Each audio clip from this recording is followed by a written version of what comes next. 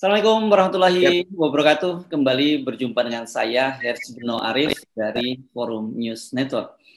Seperti biasa dalam channelnya Bang Said ini, saya akan banyak bertanya-tanya. Saya kira juga bukan hanya saya, tapi banyak dari Anda tidak terlalu paham dengan teknis-teknis, tapi begitu kita ajak ngobrol Bang Said kita bisa saya menjadi lebih paham gitu ya. Bang Said Assalamualaikum warahmatullahi wabarakatuh. Waalaikumsalam warahmatullahi wabarakatuh. Bang Said ini saya membaca di media bahwa Deputi Gubernur Senior Bank Indonesia, Ibu Destri, ini menyatakan bahwa sampai bulan Maret ini saja pemerintah itu sudah memberi surat berharga negara itu hampir 80 triliun, 79, sekian begitu ya. Itu artinya sebenarnya apa sih Bang Said dengan kenapa kemudian BI harus membeli surat berharga negara itu? Ini topik yang menarik. Tahun 2020 saya menyatakan bahwa ekonomi Indonesia itu sudah menggunakan ventilator. Ventilator. Kayak pasien COVID gitulah. Jadi udah kena ventilator dan napasnya udah tersengal gitu ya. Indonesia. Ya udah kalau dicabut udah mati. Dan ventilatornya itu adalah mesin ventilatornya adalah Bank Indonesia. Nah, saya harus menjelaskan dengan tenang kenapa hal itu terjadi. Hal itu terjadi begini. Itu menunjukkan pertama bahwa surat utang negara yang bunganya tinggi pun sudah tidak laku, tidak lagi menarik untuk dibeli. Yang pasti bahwa asing sudah net jual. Jadi udah net jual. Jadi asing walaupun bunganya tinggi 5 sampai hampir 6%, sementara di luar negeri itu 1%, dia tidak tertarik lagi membeli surat utang negara. Surat utang negara itu macam-macam bentuknya. Ada ori, ada ori syariah, ada macam-macam. Nah, surat utang negara ini sudah tidak menarik. Berarti penyebabnya adalah mungkin sudah tidak terlalu percaya terhadap kebijakan-kebijakan yang diambil.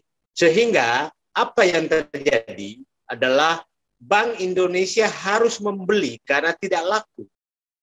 Kalau Bank Indonesia tidak membeli, berarti pemerintah tidak punya uang untuk menutupi belanja yang sudah direncanakan. Jadi sebenarnya pembelian Bank Indonesia itu ibarat mencetak uang. Itu ibarat karena uang yang mau dikumpulkan dari masyarakat dan orang yang membeli surat utang negara itu tidak laku lagi. Dan kita tahu bantuan luar negeri juga, utang luar negeri sudah tidak, sepertinya lembaga internasional, bank-bank internasional tidak lagi tertarik memberikan utang kepada Indonesia. Nah, jadi ini menurut saya, istilah saya, ventilator pun ada, dalam hal ini Bank Indonesia, tapi kalau oksigennya sudah tidak ada, maka mati juga pasien itu. Oke? Jadi oksigennya semakin berkurang, ventilatornya juga ada batasan. Nah, saya harus menggambarkan, Mas Resu, bahwa untuk 2021 itu pendapatan negara hanya diperkirakan 1.700 triliun. Itu menurut saya pun optimis sekali. Dan belanja itu sekitar direncanakan 2.750 triliun. Artinya pemerintah defisit atau mencari utang sekitar 1.006 triliun. Nah, 1.006 triliun itu neto. Nah, sementara ada utang jatuh tempo itu sekitar 470 triliun 2021 yang harus dibayar. Artinya pemerintah harus menambah utang 1.650 triliun di tahun 2021. Oke? 1.650 triliun. Nah, kalau Bank Indonesia itu bisa membeli Sun karena adanya Undang-Undang Nomor 2 Tahun 2020 yang mengizinkan Bank Indonesia membeli di pasar perdana. Tidak boleh, dia harus di pasar sekunder. Karena membeli di perdana itu sama dengan mencetak uang. Tahun 20 lalu itu data yang saya miliki adalah sekitar 600 triliun. Bank Indonesia membeli Sun.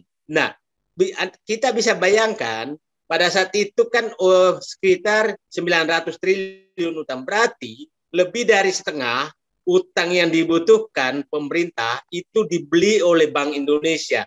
Itu identik dengan sudah mencetak uang sekitar 600 triliun. Kalau tidak diterobos dengan Perpu nomor 1 dan dirubah menjadi Undang-Undang nomor 2, maka sebenarnya ekonomi Indonesia kolaps di tahun 2020 karena tidak ada uang. Nah sekarang memasuki 2021 harusnya itu dasarnya juga tuh hanya SKB, surat kesepakatan bersama antara Kementerian Pemerintah dengan Bank Indonesia. Nah, tahun 2000 itu berakhir 31 Desember 2020, tapi diperpanjang lagi di 2021.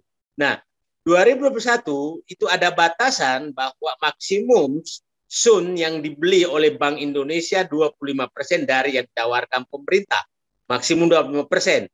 Tapi selalu dinyatakan bahwa ada persyaratannya bahwa kalau SUN itu laku, maka BI tidak membeli. Kalau laku.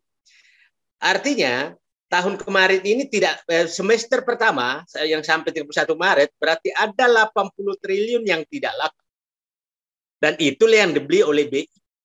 Nah, kita masih ingat bahwa semua bank, semua kita ditawarkan memindahkan tabungan kita untuk membeli SUN ORI 014 019 014, tapi tidak. Dan ingat bahwa sekarang pemerintah tuh membutuhkan utang 1.650 triliun supaya rakyat tahu, dan itu direncanakan untuk ditambah. Nah, kalau seandainya, tapi jangan terlalu heran nanti bahwa Bank Indonesia, karena itu hanya dasar hukumnya hanya surat kesepakatan bersama SKB, maka bisa saja bahwa Bank Indonesia membeli lebih kalau tidak laku. Sekarang kan dinyatakan 2021 hanya membeli 25%. Nah, sekarang itulah uraian singkat bahwa memang ekonomi Indonesia betul-betul sudah menggunakan ventilator yang oksigennya juga semakin kurang. Itu Mas Rezu. Oke, supaya agak mudah ya memberikan gambaran kepada masyarakat. Tadi kan pemerintah minta agar rakyat memindahkan dana dari tabungan ke surat-surat berharga gitu ya. Artinya kalau tabungan itu kan masih menjadi milik orang itu gitu ya. Tapi kalau sudah dalam surat berharga itu artinya kita memberi utang pada pemerintah, kan gampangnya gitu ya, Bang Andi ya. Nah, padahal kan kalau kita lihat-lihat antara bunga bank dengan bunga yang dijanjikan oleh ORI surat berharga ini kan jauh lebih tinggi. Mengapa kemudian orang tidak tertarik melakukan itu dan terpaksa kemudian Bank Indonesia yang harus membelinya? Nah, ini menarik. Bayangkan selisih bunga deposito sekarang 3 sampai 3,5%. 1,5% per tahun bunganya. Yieldnya yang dijanjikan pemerintah adalah 5,57, hampir mendekati 6%. Tapi selisih sekian pun rakyat tidak membeli itu. Artinya kepercayaan rakyat terhadap pemerintah ini sudah anjlok jauh, apalagi asing. Nah, asing sekarang percaya walaupun bedanya itu hampir 5% loh, beda yieldnya kalau dia simpan di negaranya dan dia beli di SUN di Indonesia. Nah, ini menurut saya betul-betul pemerintah harus waspada bahwa kepercayaan pemilik uang termasuk rakyat Indonesia sudah anjlok. Sudah anjlok benar-benar, dia tidak tergiur untuk membeli SUN walaupun bunganya sudah sangat tinggi. Itu jadi, nah ini harus dievaluasi. Apa yang menyebabkan ketidakpercayaan? Kita lihat karena uang ini sebenarnya uang rakyat itu sepertinya masih ada karena masih banyak tabungan yang nganggur di bank. Iya. Iya kan? Dan pemerintah tahu itu tapi kok itu ribuan triliun juga menurut laporan bahwa ada dana pihak ketiga 1.000-an triliun yang tersimpan di bank yang tidak tersalurkan. Dan bank sudah aktif menghubungi orang-orang yang punya uang di bank untuk memindahkan ke SUN. Tapi nggak pindah juga. Artinya, ini tanda-tanda menurut saya, ibarat ventilator ini mulai usang, dan ventilator ini benar-benar kepercayaan kepada pemerintah ini sedang anjlok. Jadi saya berharap pemerintah sangat serius melihat permasalahan ini, karena kalau terjadi gejolak tidak ada lagi sama sekali dompet cadangan pemerintah, sama sekali tidak ada. Sampai kan dulu kemarin kan wakaf pun mau dikelola, ya kan? Tidak ada lagi cadangan dulu cadangan sama sekali yang dimiliki pemerintah. Oke. Sekarang berkaitan dengan langkah dari Bank Indonesia membeli surat berharga negara ini, apa bahayanya kalau kemudian Bank Indonesia terpaksa membeli jauh lebih besar dari surat kesepakatan bersama karena memang barang itu tidak laku? Bahayanya bahwa setiap ekonomi sebenarnya basisnya adalah produksi yang ada secara ekonomi. Ini tidak ada tambahan produksi sama sekali. Jadi ibarat begini, Mas, ada orang mengaku barang ada, ini tidak ada. Ini ibarat mencetak uang. Mencetak uang artinya hanya bacanya punya utang ke Bank Indonesia sekian. Itu hanya itu aja, tidak ada. Nah, sehingga seakan-akan pemerintah punya uang di Bank Indonesia. Nah, pemerintah bisa minta Bank Indonesia untuk mengeluarkan uang. Padahal uang kan begini, Mas. Uang itu kan dari hasil kerja Mas Hersu, hasil kerja saya itu, hasil kerja seluruh rakyat untuk dinilai menjadi uang. Itu namanya produk domestik bruto. Nah, ini tidak ada lagi landasannya produk domestik bruto, dia tambahin aja uang di atasnya. Itu produk domestik adalah penjumlahan seluruh hasil kerja rakyat Indonesia dan perusahaan Indonesia yang diinikan menjadi uang. Itulah namanya produk domestik bruto. Nah, ini ujuk-ujuk mencetak uang, tidak ada, nggak terjadi apa. Nah, itu dunia sudah membaca ini. Jadi saya yakin dunia sudah membaca bahwa terjadi pengelolaan moneter di Indonesia yang sudah tidak prudent karena sudah mencetak uang. Jadi kira-kira bahasanya kita cuma punya angka yang tertulis gitu, kira-kira kamu punya duit segini, tapi realitasnya sebenarnya kita tidak punya duit itu gitu. Kira-kira bahasa mudahnya. Iya. Realitasnya begitu, bahwa Indonesia punya uang sekian, tapi realitasnya nggak segitu uangnya. Itu. Nah, itu dampak yang paling besar nanti adalah kalau sudah terjadi inflasi, dan ini kan nggak ada uang, ini tidak ada uangnya, tidak ada basisnya sama sekali, gitu. Jadi kalau prediksi Anda, kalau sampai pada bulan Maret saja ini kuartal pertama ya, jadi ya kalau bulan Maret ya, itu sudah sampai 80 triliun, apakah jumlahnya bisa tembus lebih besar dibandingkan dengan tahun lalu, tahun 2020? Tadi Anda menyebut sekitar 600-an, tapi saya membaca datanya sekitar 470-an sekian, 473 kalau nggak salah. Ini ya, di mana ini? Ada dibeli di pasar sekunder. Itu saya pikir mungkin itu adalah angka yang dibeli di pasar primer. Oke. Nah, sekunder katanya sisanya. Prediksi Anda gimana dengan tahun 2021 ini? 2021 ini? 2021, saya katakan tadi, pemerintah mencari net utang itu adalah sekitar 1.006 triliun. Kotornya 1.650 triliun. Jadi saya ingatkan, pemerintah mencari utang sebesar 1.650 triliun, 470 triliun digunakan untuk membayar utang, dan sisanya dipakai untuk belanja.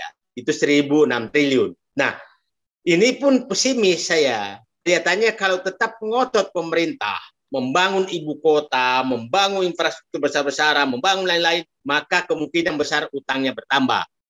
Artinya, kalau 1.600 triliun, 1.650 triliun itu dibagi 4, maka kira-kira berapa itu per triwulan? Nah, itu 400-an sekian lah ya, 400-an triliun sekian. Ya. Sekian triliun. Nah, ya. Kalau 1.650 triliun, 25% dari situ, maka berarti 25%. Ya. 400-an kalau 400 triliun. Ya. Ya, berarti kalau berdasarkan SKB, surat kesepakatan bersama antara Bank Indonesia dengan pemerintah, bahwa Bank Indonesia membeli minimum 20, maksimum 25%, berarti sekitar 400 triliun. Tapi saya katakan kemungkinan besar ini bisa berubah.